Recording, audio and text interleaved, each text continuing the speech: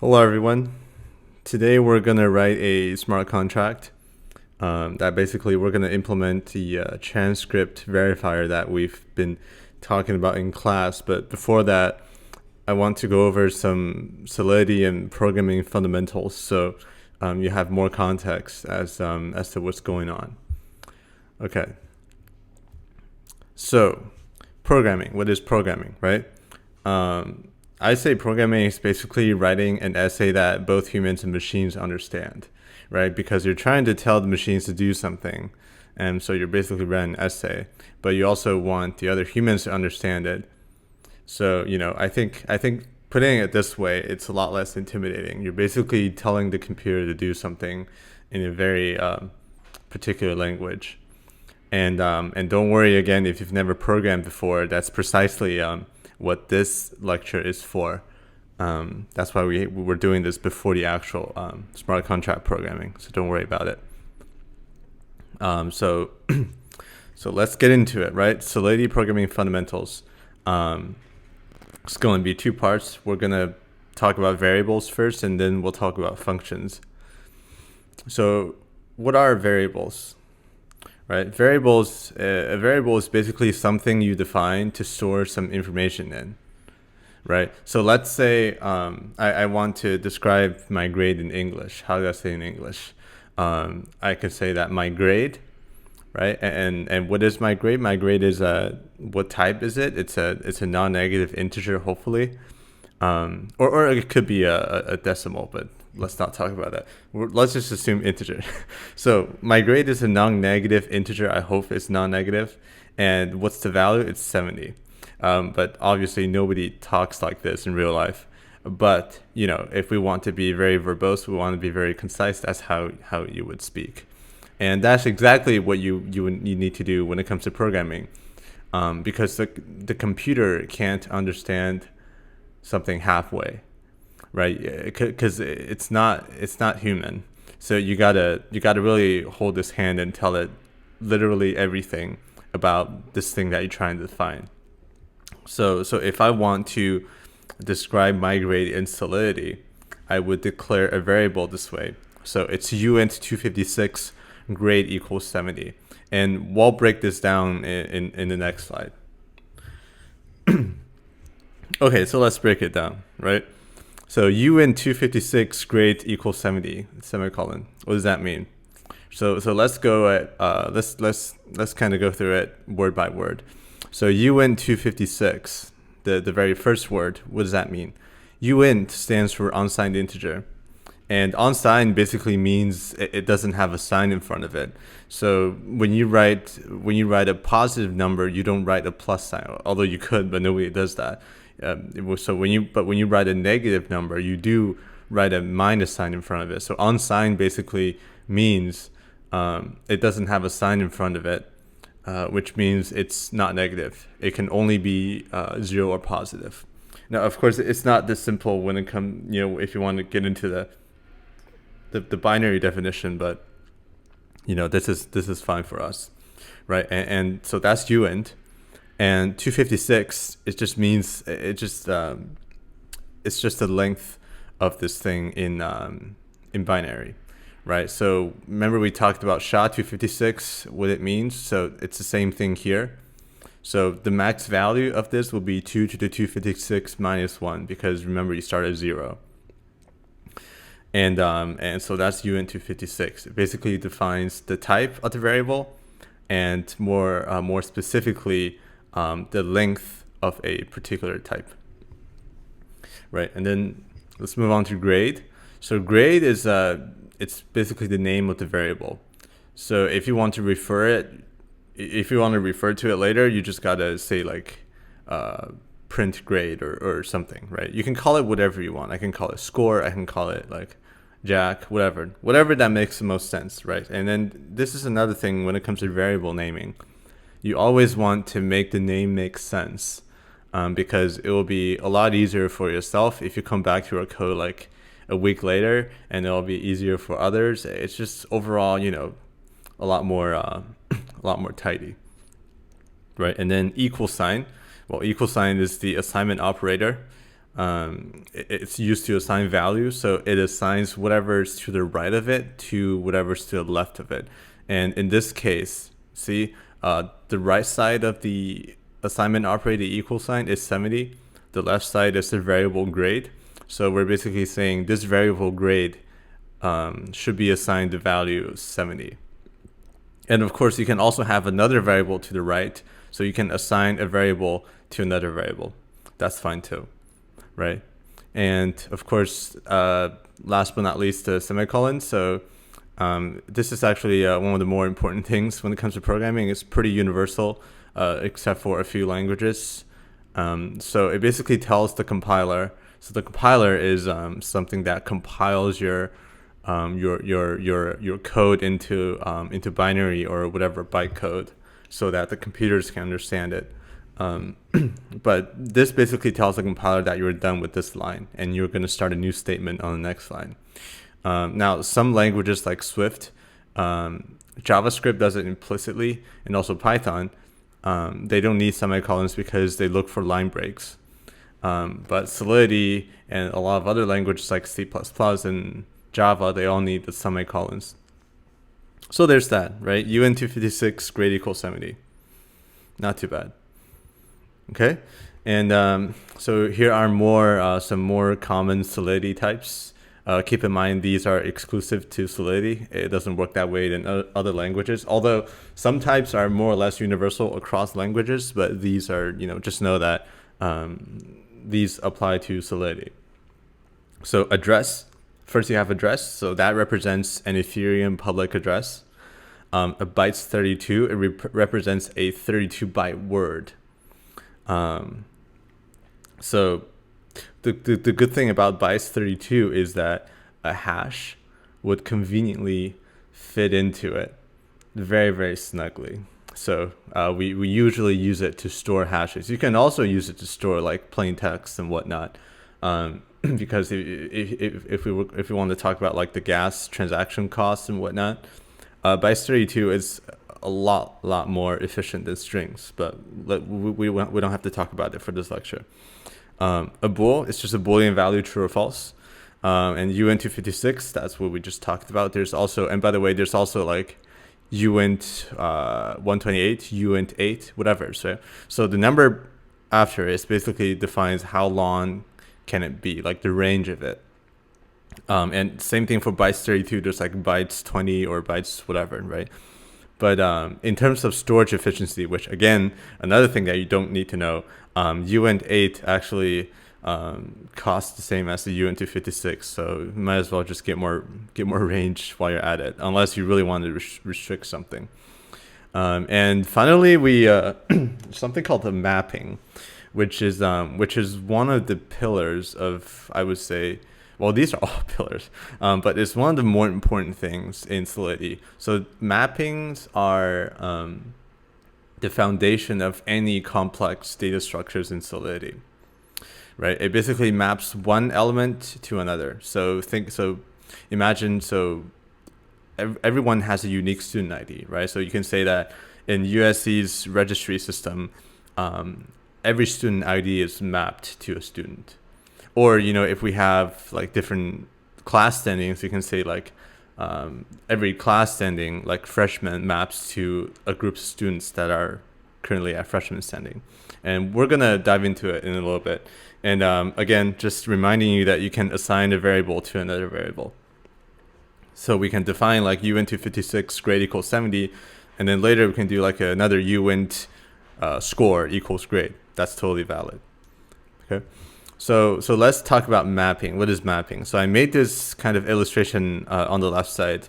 So let's say we have a mapping, and this is the proper syntax for it. Let's say we have a mapping that maps from a unsigned integer to a string, right? And this is what we talked about with like the student ID. This is easily how we can do it, right? So a student ID is basically an integer, a positive integer. So we can say it's a uint 256, and then our names are strings, right? So one student ID maps to a single student's name. So that's what we have. So mapping uint 256 to string. And as you can see here, a few things to talk about. So first, you can see that so these are some mappings over here. So I did so the integer 0 maps to Jack, 1 Chaz, and then you can see that it doesn't have to be consecutive, right? You can skip keys all you want. And by the way, these are called keys. The gray ones are called keys, and the white ones are called values, right? And then you can only get a value by inputting the corresponding key. So this is not like arrays, if you've heard of arrays before, where you can iterate through everything. For a mapping, you cannot. If you lose the key, or if you don't have the key, then you absolutely cannot access the value that's mapped to it or something, right? And then you can see that I can input whatever key I want as long as it's within the range of UN256, right? So I can go from 2 straight to 5,534, and it's not an issue. And then I can go straight to another number as long as you have the key. Then you can access the value, right? So it says it doesn't have to be in order. You can skip keys all you want. You cannot iterate through it, and then some other things I just talked about, right? And then in code, the way that we get a value with a key in a mapping that's called A, so that's the name of the mapping variable, is string value equals A key, right? So this is how you get the string value from this uint256 to string mapping, and we can set the mapping with this A key equals value, right? And then of course you can nest mappings, and this opens a door to a whole other world of complicated data structures. And you can see that what we have here is a mapping that maps from a uint256 to another mapping that maps from a string to a Boolean. And this is our nice visualization again. So the first level, you have 2 different integers as keys. And then the second level, you have some strings as keys, I guess. So on the first level, the key is the integer. The value is another mapping. And then so you first use the key to get the second layer mapping, and then in the second layer mapping you use the string to get this Boolean value, right? And then we can, let's say we want to retrieve this one, Dark Viper AU. How do we do that? So we got to do A, so this mapping, this entire thing's called A. So A200, so that gets us here into this second level mapping. And then we want to enter the second level key, which is Dark Viper AU, and that gets us true. And this Boolean value should equal to true, right? All right, so that's about it for variables. Now let's talk about functions. So I say the function is a reusable collection of related but smaller actions, right? So for those of you who drive, I assume you know how to start your car. So starting your car is actually a function when you think about it, right? You got to walk to the car, you got to pull the door handle, because let's assume keyless entry, right? And we have to get into the driver's seat, have to close the door, we have to put a foot on the brake pedal, and then we got to push the start-stop button, and then let go of it, and then the car starts, right? So this is basically a function, and of course you can break every single one of these steps into like even smaller collections of actions and smaller functions and whatnot, right? And then let's kind of break this down a little bit, right? And functions can manipulate variables. They can also call other functions. So think of function as a self-contained code block, right? And let's try to define our starting your car function in Solidity here. So this would be what it would look like. Function start car, only owner, public returns full success. Now let's break it down word by word again. Function, obviously it denotes that you're declaring a function. Start car is the name of the function, just like the name of the variable. And this kind of parentheses here is, it's basically, you can define any parameters that the function has to take in. So basically, let's say you're trying to you're trying to define a function called a plus b or something, right? But in order to calculate a plus b, you need to know what's a and what's b. So in this parameter thing, you can just take in like an uint a and uint b or something, and then return a plus b, right? So but right here we're not taking anything in for the sake of simplicity. But when we get to our code, we're going to see how that works. An only owner is something called a modifier that is only it is exclusive to Solidity, and we'll talk about it in a bit. Public is the visibility of the function.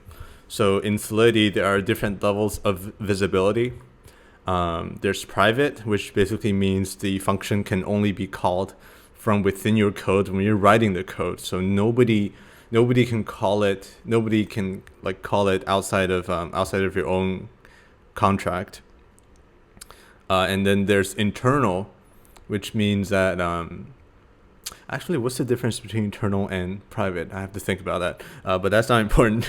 And then there's also, and then there's public, which means anyone can call it, right? So after you deploy the contract, anyone can call it. So sometimes you gotta be careful. You gotta be careful how you define your visibility, because there's some things that you don't want anyone to be able to call. And last but not least, there's returns bool success. So returns basically means you're telling the compiler that, okay, this function is going to return something. If you don't want to return anything, you can just omit this entire thing. So bool success, right? Bool is the type, and success is the name. Again, it's just like a variable. You're returning a variable. That's about it. And in Solidity, you can return multiple values. Just separate them by comma. So you can return bool success, comma, uint value or something, right? And this entire line is also called a function signature. And when you actually compile your code, this function signature will get hashed. And that hash is how the runtime knows you're calling this function in particular, right? Okay, so we talked about modifiers, so let's go ahead and explain that. So a modifier is basically, it's kind of like a function. It's a small code snippet that we use to check conditions before we actually execute a function. So modifiers are always attached to a function like this in the function signature. So what it does, so let's see the only owner modifier, what it does. I call it only owner access. So you see modifier only owner access, it requires message.sender equals owner, and then unauth, and then this underlying thing, right? So let's break it down again, word by word. Only owner access is just the name of it. Require, so a require statement in Solidity, it basically checks for a condition, which is this first parameter here. It checks if this equality, it checks if this thing returns true. And if it doesn't, then it reverses the entire transaction and then gives you this error message, right? And this message sender equals owner is our defined condition, right? And message.sender is basically means whoever that sent the transaction. And we want to make sure that only the owner can call it. So we're just checking if the caller is the owner, and if it's not, then we return this unauth error message. And this error message, by the way, you can define it to whatever you want. But just keep in mind, because again, storage on the blockchain is expensive, so you don't want to write super long error messages. Just get straight to the point, because it will be a lot cheaper that way. And this underlying thing basically means, okay, you've passed this required statement. So if it reverts here, then you would never get to this underlying thing. So if it doesn't revert, if it passes this required check, then this underlying thing basically means you've reached the end of this modifier. Everything's verified, and you can proceed to the actual function call. Yep.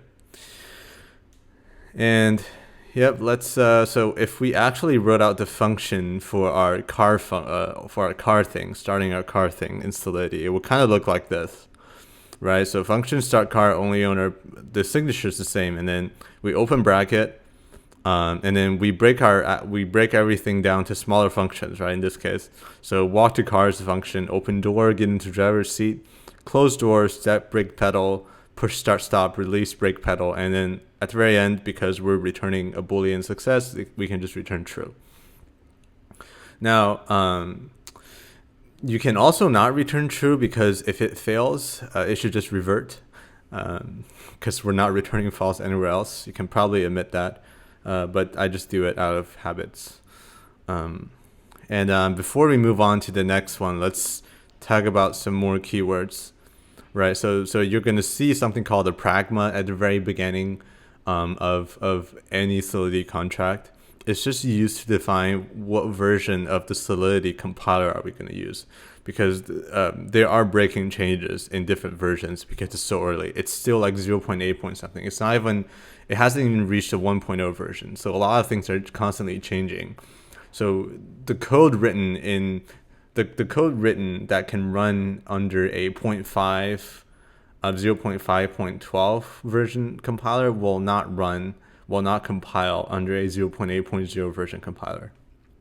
So, but it's not huge changes, it's smaller changes. And then another thing, view. So sometimes you would see a function having the word view in it. So a view function means it only looks at the blockchain. It reads data from it, but it doesn't write to it. So sometimes, let's say you're trying to get the information of something that's already on the blockchain. You're only reading it. So, and then you don't have to write anything. So that's when you would use a view function. And the view function is executed locally, more or less, and it's very, very fast because it doesn't have to write. It doesn't have to wait for confirmations and whatnot. It's just reading data that's already there. And the pure function is even faster because it is completely independent of the blockchain, right? So a pure function doesn't even read from the blockchain. It's think of it as a utility function, right? So let's say I have a function that hashes a bunch of things together. And that would be a pure function because you don't need to know what's on the blockchain to hash things unless you're reading from information on the blockchain. But if you're just passing in all the things in the parameters that you would like to hash, then it would be a pure function. And you'll see, I think you will see that in a bit. Yes, we do have one. And an abstract contract or abstract function, or I guess abstract contract, actually, it basically means it's something that we're still waiting to be implemented. It basically means an incomplete implementation, and we'll get into this a little bit more in the next lecture, or next slides, actually. So it's abstract. A contract can be abstract, and the function can be virtual. So that basically means they don't have an implementation yet. They only have the signatures. So you've only defined what to take in, what to return, but you haven't defined what it actually does yet. And an override is basically, so we just talked about virtual functions, something that doesn't have a complete implementation yet. Or you can also use the virtual keyword to denote that, okay, I may have an implementation here, but feel free to override it later. So override basically means I'm overriding a previous implementation with my own implementation. And an event in Solidity is basically, you can think of it as a public announcement of something happening. So it's going to be announced onto the blockchain. It's just an announcement. I'm not sure how to explain it.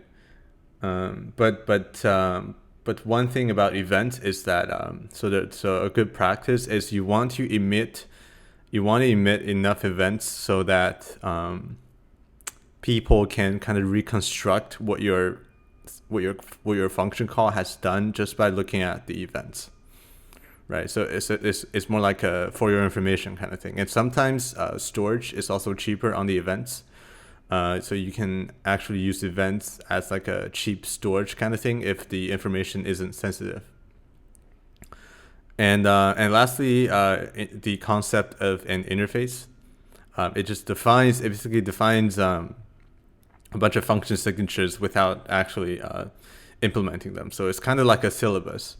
a very rough syllabus, right? Well, not a rough syllabus. It's just like a syllabus. So so it tells you the schedule of classes. It tells you what you do each week, but it doesn't actually have the slides in it. So you can think of that as like an interface. All right. So that's about it for this one. Let's move on to the next one, right? So we're finally going to get into our transcript verifier smart contract. So look, today we'll implement the transcript verifier we keep talking about in class. And of course, you should go over Solidity and programming fundamentals before reading this, which we just did. All right, so transcript verifier smart contract. So 4 different things we have to talk about. So the first thing is something called ownable. Second thing is something called pausable. Third thing, transcript verifier I, and I stands for interface that we just talked about. And then the fourth thing, we just have to actually write it. Right, so let's first talk about ownable. What is ownable? Ownable is a contract name. It doesn't have to be called ownable. It's just like how people kind of recognize it. So it's a contract that defines the ownership for a smart contract. And why is ownership important? Because in an IT system, right? Let's say in a website. In a website, you would have like a webmaster or something, right? That has the power, authority to modify whatever's on the website. But you don't want the public to just be able to freely modify it, because otherwise it's not really a website anymore. But yeah, so this is the same thing in smart contracts, right? You want to establish an administrative entity that is able to do a lot of powerful things, but you don't want the general public to do it. And things include like maybe pulling a payment or pausing the contract, right? They should not be callable for the public, because you don't want anyone that has access to your contract to just call pause, right? You only want you or whoever you trust to do it. So that's why we got to establish some ownership kind of thing. Now, there are more complicated access control methods, but we're not going to talk about it here. And the second thing is pausable. And don't worry, we're going to dive into it a little bit more in a bit. So pausable manages the run state for a smart contract. Now, this is also very important because, as you guys know, the blockchain is immutable. Once you have something up there, it's on there forever, right? And what if you find a critical bug? Let's say your contract accepts payments, and this is actually what happened to Ethereum in 2017, I think, and that's actually what caused the split of the fork of Ethereum and Ethereum Classic. So basically, they had a fundraising contract that had a bug in it, but because Solidity just came out back then, nobody really knew like how to write secure code. And some hacker found out and then drained like hundreds of millions of funds, right? And if you have a payment contract and you discovered this bug, but nobody else has discovered it yet, you want to pump the brakes, right? But the thing is, right, you can't just upload a new version and say, okay, this is patched, because you can't modify things that are already on the blockchain. So all you can do is build in like a kind of pause switch beforehand, so you can kind of so when things get out of hand, or when it's about to, you can pump the brakes and then say, okay, nobody can do anything before I finish dealing with this issue, right? And this is what pausable is used for. And in order to use ownable and pausable, we got to use something called inheritance. It's not something; it's a concept, more or less. So what is inheritance, and how do we use it here? So we use inheritance in Solidity by saying contract B is A, right? It's kind of like Jack is human, or Jack is a guy, right? So a guy or a human is like a broader kind of thing, and then Jack is a more specific thing, I hope. So contract B is A basically means A is B's parent, and B inherits from A. And when B inherits from A, all the non-private functions and variables in A are available in B. And that's basically how B would include the functionality of A. right? So as we said earlier in ownable, we want the pause functions to only be able to be called by the owner. So we want to implement access control, ownership control in pausable, because we don't want anyone to pause our contract. So we'll just have to do contract pausable is ownable. And that way we've implemented the ownership controls in ownable into our pausable smart contract. Right. And a second thing that we do is contract B is B interface, right? And then this is not so much about inheriting functionality, but it's more about inheriting like a syllabus or a guideline, right? So when a contract B inherits from an abstract contract B interface. Now again, abstract contract basically means the functionality isn't completely implemented, right? And not the abstract functions, I'm sorry, it's virtual functions. I knew I made a mistake somewhere. All virtual functions need to be implemented. If they're not implemented, then they need to be implemented. Yes. If not already. Whoops. Right. So all the virtual functions will need to implement it if they're not already implemented, and you need to use the override keyword to kind of denote that you're overriding it. And this will make a lot more sense in a bit. But if you don't implement all the virtual functions, then you have to mark your contract B as abstract as well, because an abstract function, the definition of it is basically an incomplete implementation. Okay, so let's get to TranscriptVerifierI interface. So an abstract contract with an interface. It's basically it's something that gives us guidelines on how to implement the actual thing, right? And the guidelines are usually in terms of function signatures, right? And then if you remember the function signatures, what are function signatures, right? This is a function. No, this is not a function. This is the function signature. So it basically tells you a few things, right? So it tells you what's the name, what parameters they take in, what's the visibility, and what's the return value or values, right? It's basically something like, here's what to do, here's what I want the results to be, and I don't care how you do it, just get it done, right? That's kind of the idea of an interface. So let's now finally be done with the theory, and let's get into the actual transcript verifier, right? So let's talk about how it works. So our transcript verifier is completely decentralized and public. That's the whole idea of using a blockchain, because if you compromise on that, you might as well use a traditional system.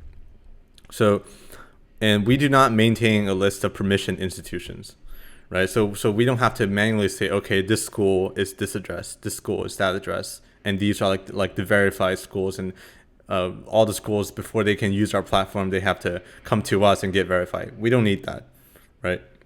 So for example, let's say USC wants to use it, right? So USC first gets a wallet for official transcript uses. Just, download MetaMask or whatever, right? Generate some seed words and, generate a wallet and their own private key. And using the wallet, they're going to call our vet transcript function with the student name, student ID, degree ID, and the IPFS hash, right? And so basically, they're gonna kind of vet the transcript of this particular student, and then attach the storage ID on IPFS to it, so that when people retrieve it later, they can retrieve the IPFS storage hash and then just get the transcript that way. And by the way, the IPFS hash is very convenient. So it's both the hash of the file and the actual path to the IPFS storage. So that's just very convenient. It just happened to be that way. And anyone, so actually anyone can call vet transcript, and anyone can acquire the IPFS hash for a certain transcript by calling verified transcript with the issuer's address, in this case USC's public address, student name, student ID, and degree ID. Now, but how do we know like this is something like a transcript is authentic, right? How do we know it's not issued by some fake school or a fake entity? And this is where we get back to our concept of the mapping, right? So if an institution other than USC wants to make a fake transcript, they either have to make, so they must obtain USC's private key, because otherwise, if you don't have the same private key, they're not going to have the same public address. And then the entire mapping would just be off, because when people try to get this fake transcript and they think it's real, and then when they go through the USC's address on the mapping as a key, they're not going to get it, because you're not, because the fake thing is not under the same kind of address key as like the real thing, right? So, whoops, didn't mean to do that. Whoops. Okay, that's totally my bad. Okay, so let's go back to this mapping thing, right?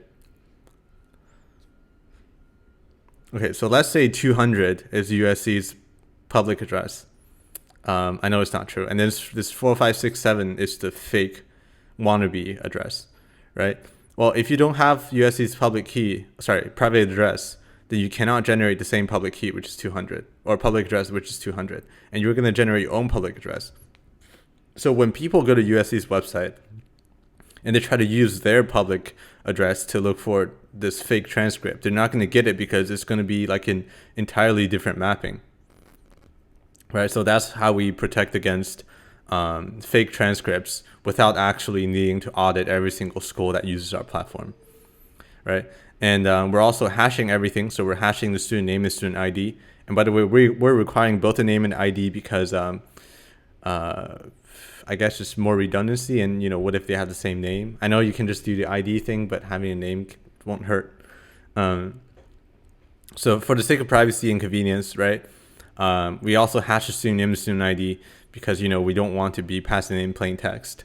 And also, if the student name is super long or ID is super long, if it doesn't fit in our mapping, then, you know, once we hash something, it's always going to come back as exactly 32 bytes long, which is very convenient for our bytes 32 data type, right?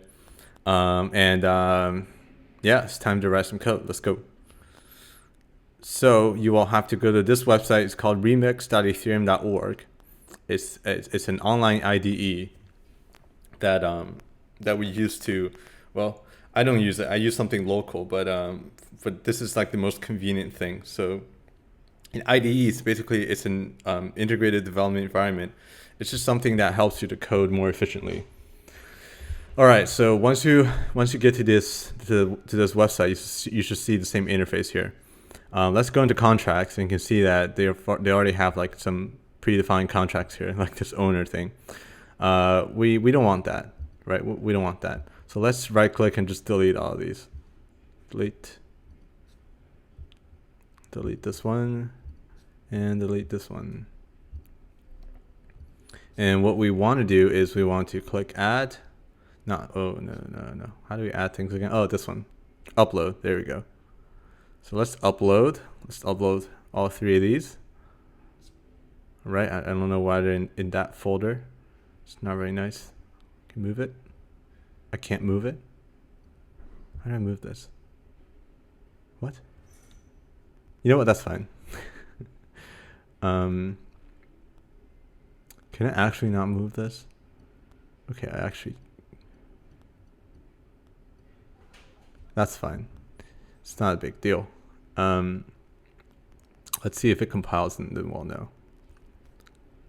Close this.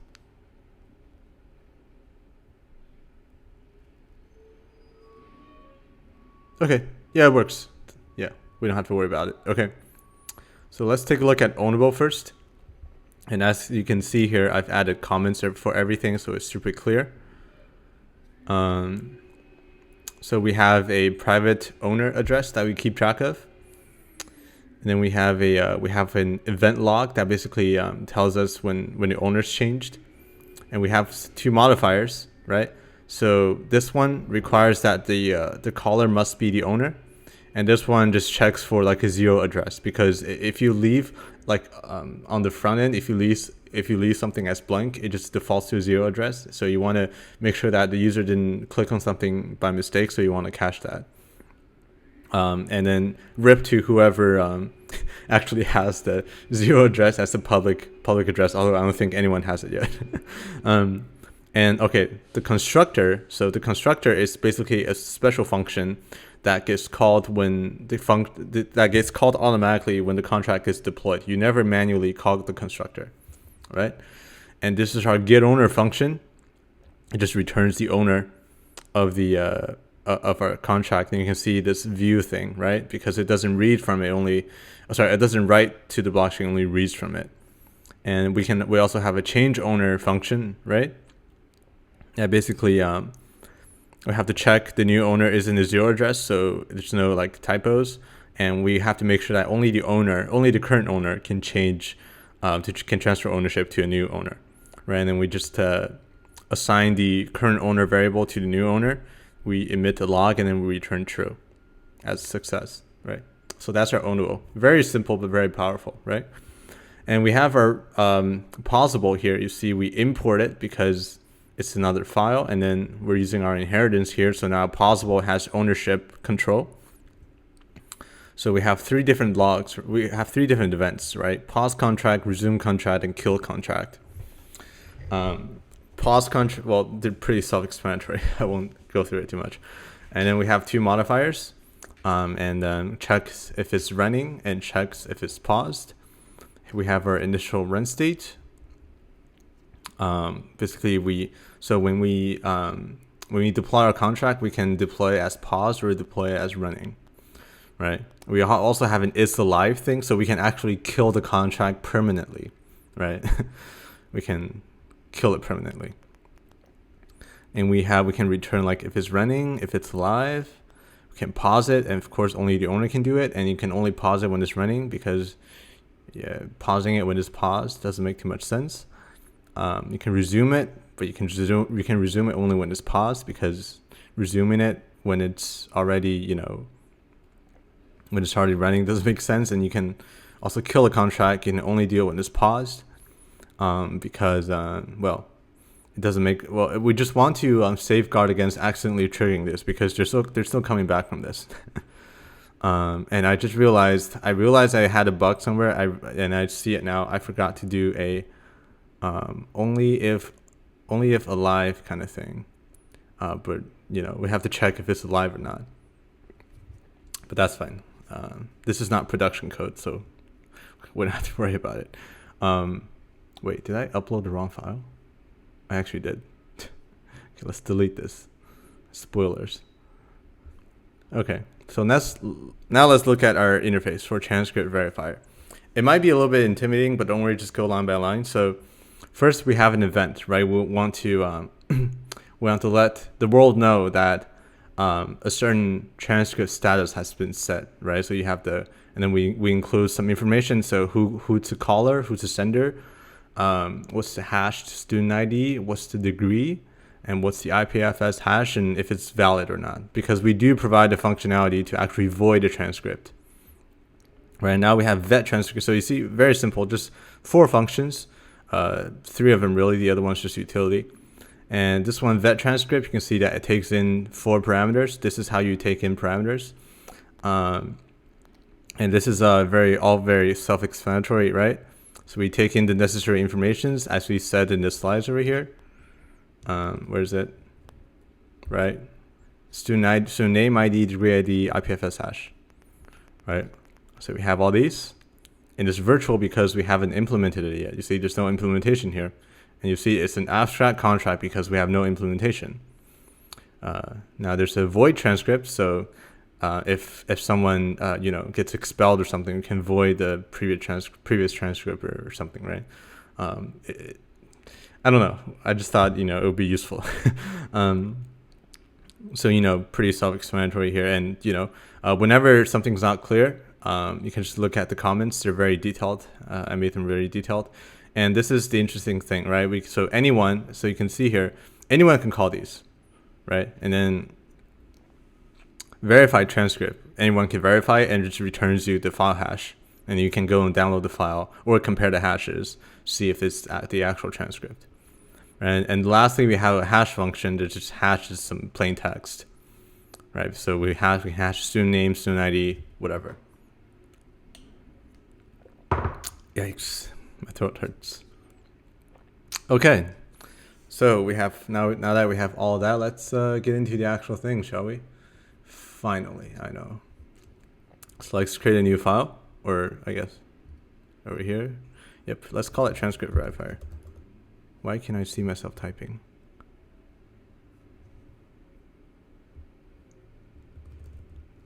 What? That's really weird. Let's try Chrome, shall we?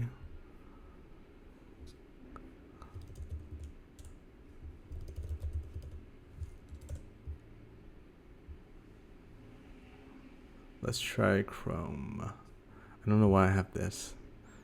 2013. Wow. Okay. So let me delete these. Or I'll delete them. Okay, can I create a new file? Yes, I can. Looks like it's Safari. All right, let's upload some stuff. Look at my desktop, so clean. It looks cleaner than it. Yeah, I'm not gonna explain. Can we move this? No, we cannot. I wonder how we move this. That's fine. All right, so we have the same things over here. Let's make a new, not a workspace, a new file, transcript verifier. All right. Okay, so let's something called pragma solidity. This defines our compiler version, and then we want to import the two files, verifier import plausible, right, and contract. So we inherit from two things actually, plausible and transcript verifier interface. Okay, so how are we going to store all this information? Right? How are we going to store the transcript hash that we talked about earlier?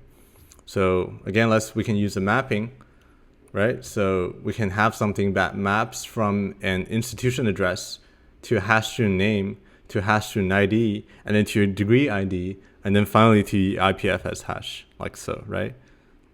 That way we can make sure that every single student in every single school with every single degree has a unique transcript, right? And the way to do that is a ton of mapping. I'll just paste it here, right? So we call it transcript mapping. So this key is the institution address. This key is the hash student name. This key is hash student ID. This key is the degree ID, and finally we have the freaking IPFS hash. It's a ton of nesting, but it works. So let's go, and we have to define our constructor.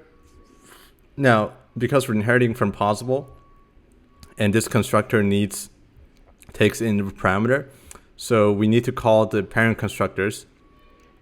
But if the parent constructor has like some parameters that they take in, we have to do that too. We have to give them the parameters. We have to pass it in. So, well, I can also do true here, but I want some more control. So let's just do this, right? Or I guess, we can do true, right? So it's just gonna be what is true actually. Let's take a look. Yep, if it's running. So we want it to run the moment we deploy it. So that's how we do it. And our vet transcript function, right? So just copy and paste it here, and notice the override keyword because it's virtual here, and we're implementing it, so we're explicitly overriding it. So what we want to do is we basically want to store this IPFS hash. Oops. 1 second.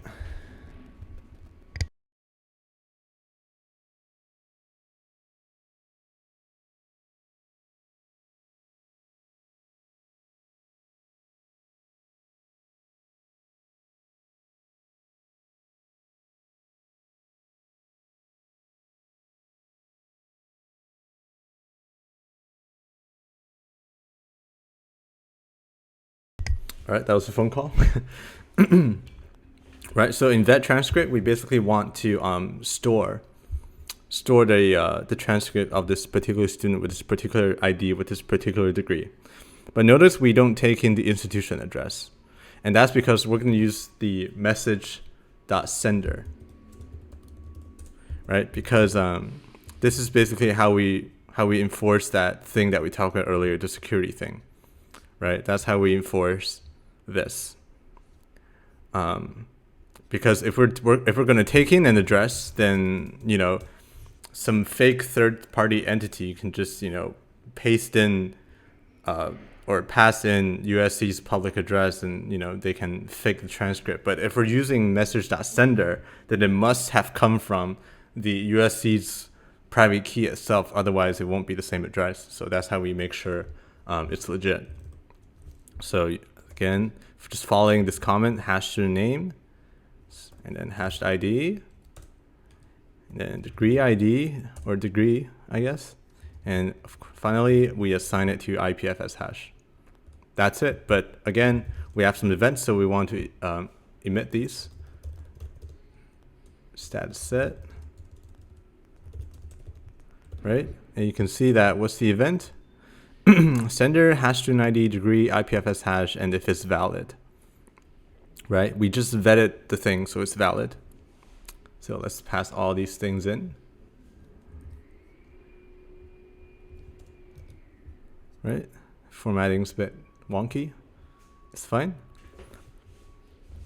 So we're passing in the message sender, hash student ID, degree, IPFS hash, and 1 stands for valid, and 0 stands for invalid.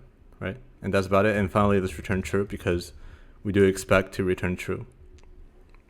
All right, so that's our vet transcript. Well, next up, void transcript, right? So now something happened. So there's some bad blood between the student and the institution. So now the school's hurt and wants to revoke the transcript. We can do that. So what we do here is, again, let's copy over the function signature. Right? And what we want to do is, because we want to, what we want to do is we want to just delete whatever this is, because we're voiding the transcript. So we don't want the hash to be there anymore, right? And let's return true. But remember, we want to emit this event whenever we make some changes. But now you see there's a problem because we no longer have access to IPFS hash because we just deleted it here. Now, one way to fix it is, before that, let's just declare byte32 called IPFS hash, and we'll just make it equal to this value before deleting it. So now we have a local copy of it that we can just pass in to this event here. And of course, we gotta set this to 0 because it's no longer valid. And we can return true. And this is how we void a transcript. You see, it's so easy, but it's also so powerful at the same time, right? And after this, we can do a verify transcript, right? And to verify is very easy because we're returning the IPFS hash and we're given all these information. And you see, again, anyone can call this. And when you're trying to verify it, because you could be like some recruiter trying to verify transcript or some other school, right? We just have to pass in the address of the issuer, which you can get from like USC's official website or UCLA's official website or whatever, NYU's official website, right? They should list their public address there, and you just pass in the hash student name ID, their degree, and then you will get the actual IPFS hash. And we can just literally copy and paste it from here because it is just that. And let's not forget to add the return keyword. That's it. And we don't need to emit any event because we didn't make any changes, because it is a view, right? It is a view function, which means it doesn't make any changes to the blockchain. And last but not least, the very important thing here is the hash function, right? Because we're accepting all kinds of hashed information here, but we got to give users a way to hash it, right? And then we don't want to rely on third-party hashing things, because what if the underlying implementation changes? So we want to have the hash to be included with our function. So, we use this as the golden standard. So we'll always have a deterministic hash, because if you remember, we were talking about the blocks and whatnot. I think a few weeks ago actually. Depending on which website you went to hash your text, you would get you would get different results for the same hash for the same input text. So that's just some underlying implementation issue, and we don't want to have that here. If we have that inconsistency here, then it becomes very difficult to use our platform. So we just got to define it here explicitly, right? So let's copy it over. And by the way, I'm copying it from the second screen. That's why you don't see me doing anything. All right. Very simple, right? It's pure because it doesn't read anything from the blockchain. It just hashes whatever you pass into it. This memory keyword you don't have to worry about for now. So it's very simple. So just return. It's something called a KECCAQ256. So that's a certain hash function. And in there's something called abi.encode. And let's just encode plain text. And that's it. All right, so ABI stands for Application Binary Interface. I'm not too sure actually, but just know that it's necessary. This is just how it is, right? But in here you can pass in different things. Multiple things, right? You can pack a bunch of different things together, and then output like a single hash. And that's it. That's our transcript verifier. Now let's go here, autocompile. I hope it works. Let's see if there's any errors. Okay, there is an error. What is this? Line 6. I'm not sure what happened to the bug that I just encountered, but I couldn't fix it. It's very awkward. But what I managed to do is basically, let me close all these. It's basically not inherent from the interface. I'll have to investigate on how to actually fix it, but that's not inherent from the interface. Copy over this event from the interface.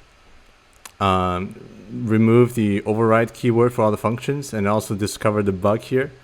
Copy and paste bug. So instead of doing message.sender, we should use this issuer address, right? And now we're able to compile it. It's not ownable. It's Transcript Verifier. Right? Let's not worry about this license thing. And let's click on this one so we can deploy and run it. Keep everything as default. And the contract would be the Transcript Verifier. We can click on deploy. Yes, we have to. Let's see.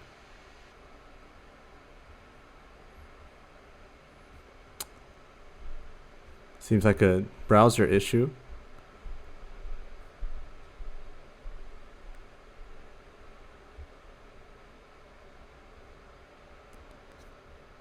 Let's try it again.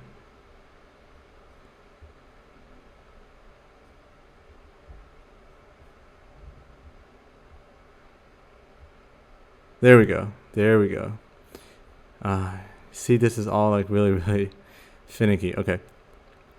Now we have all these, right? So let's vet a transcript. So we need a hash student name. Okay, so let's hash my name, Jack Shu, and we get our bytes 32 here. Paste it in. ID, I'll just do some random number. Actually, 123, 123, 123. Okay, I have to remember that. Degree will be 0, so let's say that's undergrad. The IPFS hash, let's just find some random things. Yeah, this would be good.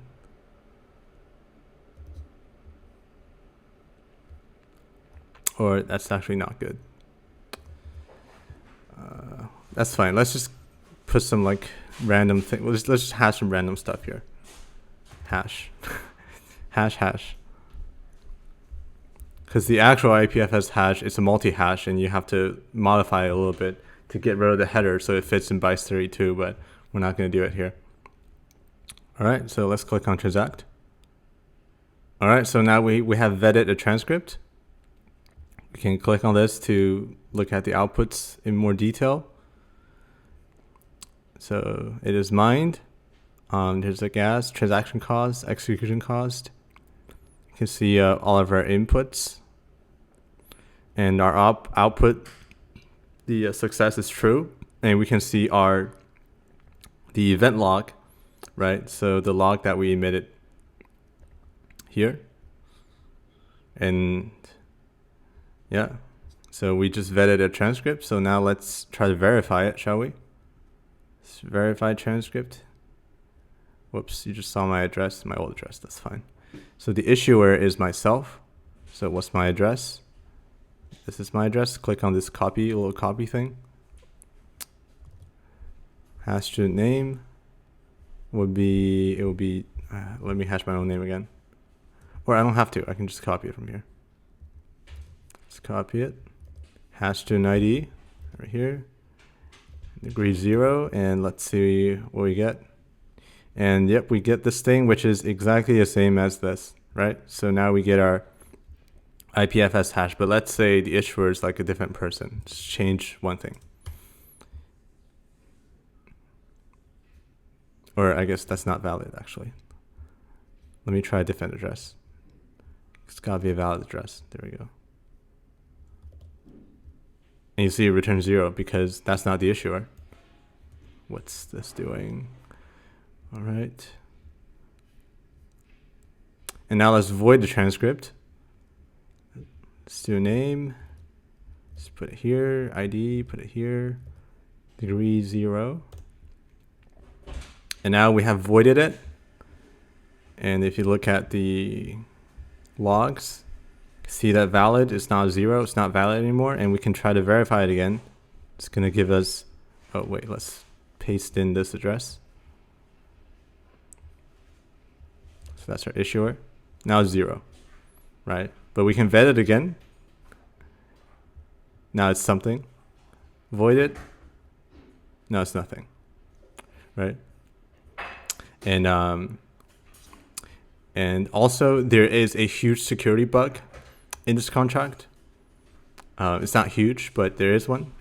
So you see how we use possible, but we never use any of the modifiers. We never said that it can only be called when it's running or something. So we can add it or not, it's up to you. But basically we can just copy this thing and just only if running, right? And then only if running. But this verify, it's a view function, so it doesn't matter, right? All right, so that's about it, guys. Thank you for bearing with me, and have fun, I guess.